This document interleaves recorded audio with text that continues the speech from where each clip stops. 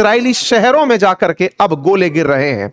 Report किया जा रहा है इजराइल में लोगों का मरना, रिपोर्ट किया जा रहा है इजराइल के अंदर लोगों का घायल होना। तस्वीरें आपके सामने हैं किस तरह से इजराइल के ऊपर ईरान के हमले हो रहे हैं। और ये हमले केवल इजराइल के ऊपर ही नहीं, मिडिल ईस्ट के उन सभी देशों में जहां जहां पर अमेरिकी बेसेस हैं वहां पर एक साथ खोल दिए गए हैं।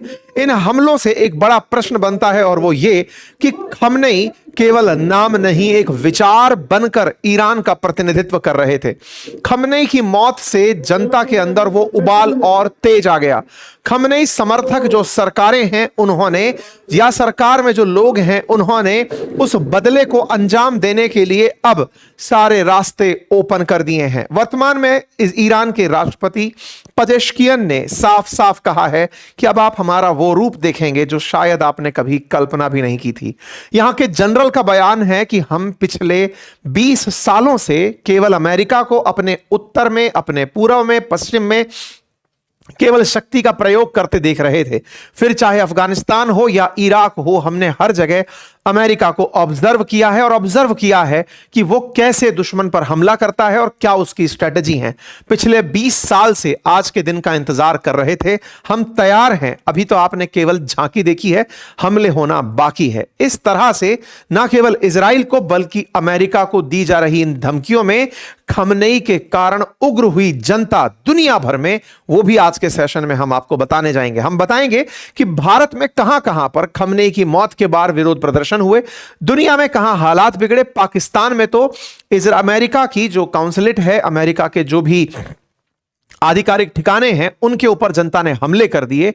दंगाइयों को कंट्रोल करने वालों पर पुलिस की दागी गोलियों से लगभग 9 लोगों के मौत की खबर आ रही है। दुनिया भर में खमनेई के कारण, खमनेई की मौत के कारण जो प्रतिक्रिया है वो जानने योग्य है। इस बीच में ईरान ने अपने यहां पर नया सुप्रीम लीडर, अंतरिम सुप्रीम लीडर के रूप में अयतुल्ला अली रेजी अराफी को नियुक्त किया है, लेकिन इनकी काउंसिल ऑफ एक्सपर्ट्स आने वाले 1-2 दिन में जो परमानेंट रहने वाले सुप्रीम लीडर हैं उनका नाम दे देगी। लेकिन टाइम बिंग सुप्रीम लीडर का पद चूंकि खाली नहीं रह सकता, तो अराफी को नया सुप्रीम लीडर अंतरिम रूप से बनाया गया है। आज जानेंगे कि अमेरिका और इजराइल इसे अब कैसे ले रहे हैं।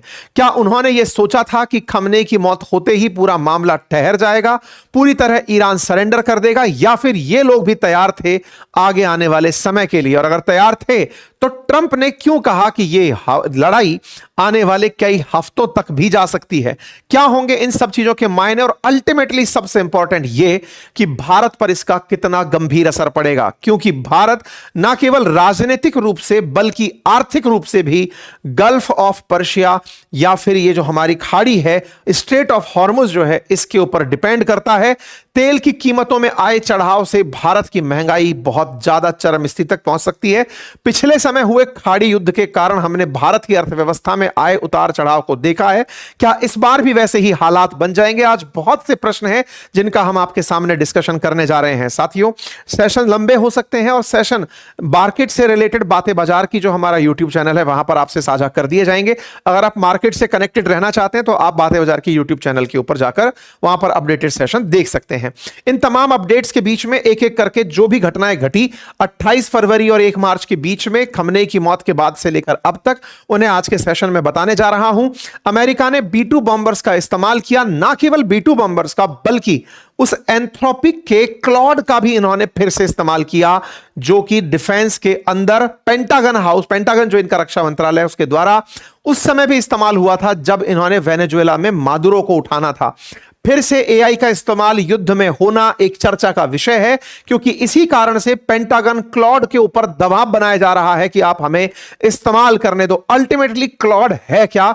यदि आप जानना चाहते हैं तो मैंने अपनी जो एआई मास्टरी क्लास बनाई थी, जिसमें बिगिनर से लेकर प्रो लेवल तक आपको एआई टूल्स यूज कराना सिखा रहा हूं, उस क्लास में मैंने प्रॉपर डिटेलिंग से क्लॉड के यूजेस और प्रॉम्प्ट्स बताए हैं। हालांकि मैं आपको पेंटागन में अधिकारी नहीं बना पाऊंगा, लेकिन एटलीस्ट क्लॉड से आप इंट्रोड्यूस होंगे। और इसका एक खास फीचर जो इसके प्रो फीचर में ही आता है, दैट इज कोवर्क फीचर, जिससे आपका पूरी तरह से कंप्यूटर ऑटोमेट हो जाता है। कमांड से ही पूरी तरह कंप्यूटर में काम आप होने लगते हैं। आप किस ड्राइव्स को आप ले सकते हैं, हमने इसका यूज करना भी अपनी इस कोर्स में सिखाया है। अगर आप चाहते हैं इसका यूज होते हुए देखना और खुद इसका यूज कैसे करें सीखना चाहते हैं तो आज ही जाइए हमारे उस कोर्स को ज्वाइन कर लीजिए जिसे आपने इतना प्यार दिया है। आपको क्लॉड के इन फीचर्स को हमने अपने सेशन में सिखाया है।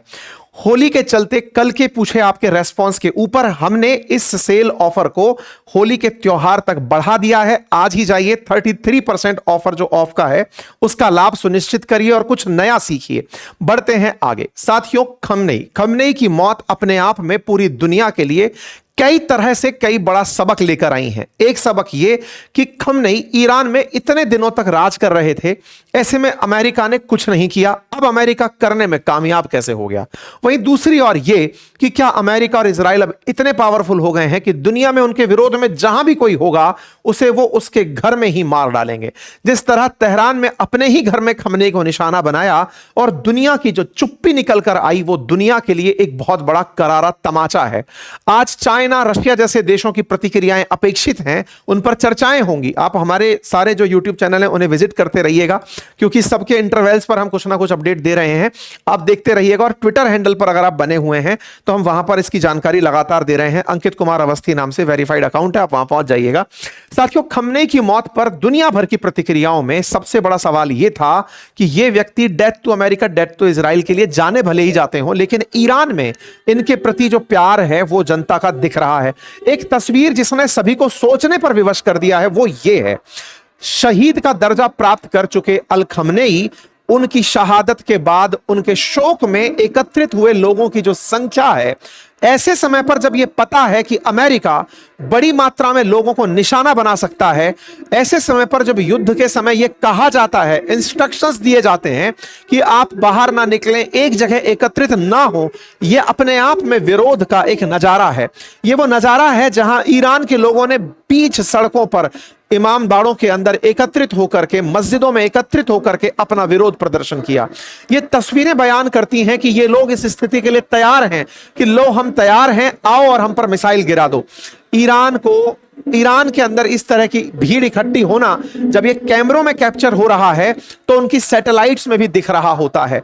अमेरिका को अच्छे से विजिबल होगा कि ये हो क्या रहा है। उसके बावजूद भी इतनी बड़ी संख्या में ईरान में लोग सड़कों पर उतर आए हैं। यह दर्शाता है कि कहीं ना कहीं खमनेई एक विचारधारा भी बन चुके थे।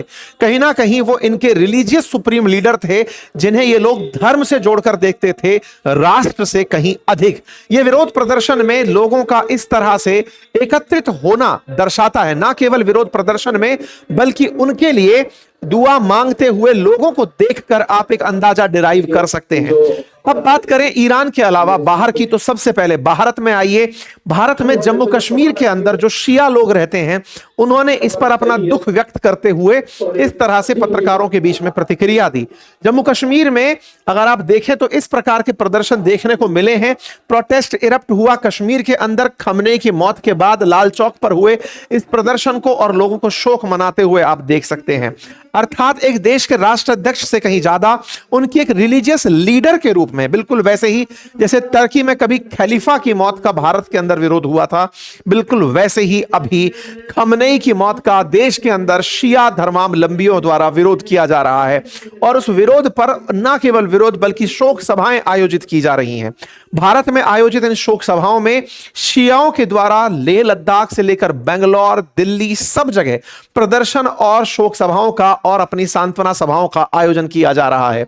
यहां पर तस्वीरें हैं दिल्ली के जंतर मंतर की, बेंगलोर की, लेह लद्दाख की।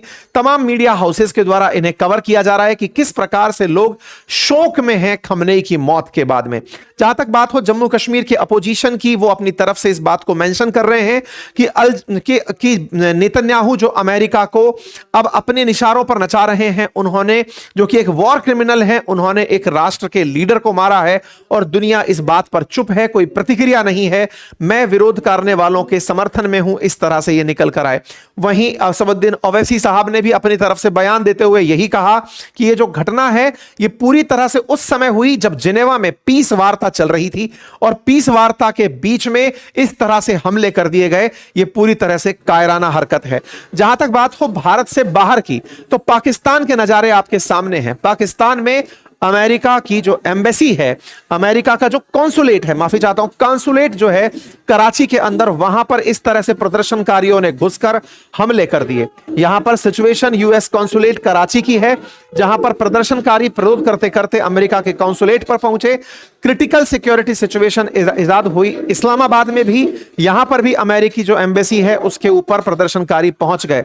सिचुएशन कराची में इतनी बिगड़ी कि विरोध में, मतलब सुरक्षा में अमेरिका के ही जो कमांडो तैनात थे अंदर, उन्होंने कहा उनकी वजह से 9 लोगों के मारे जाने की खबर भी निकल कर आ रही है कि उन्होंने ओपन फायर कर दिया। यूएस मरीन कमांडो के द्वारा फायर किया गया फायर में 9 लोगों के मौत की भी रिपोर्ट निकल कर आ रही है। लोग यूएस एम्बेसी को टारगेट करने के लिए इस्लामाबाद में भारत जाते हुए दिखाई दे रहे हैं। कुल मिलाकर पाकिस्तान में यूएस को टारगेट किया जा रहा है। US observer office Gilgit Baltistan में जो है उसमें भी आग लगा दी गई, उसकी तस्वीरें भी आपके सामने हैं। इस पर यूएस एम्बेसी इस्लामाबाद की तरफ से बयान यही है कि हम लगातार सिचुएशन पर नजर बनाए हुए हैं।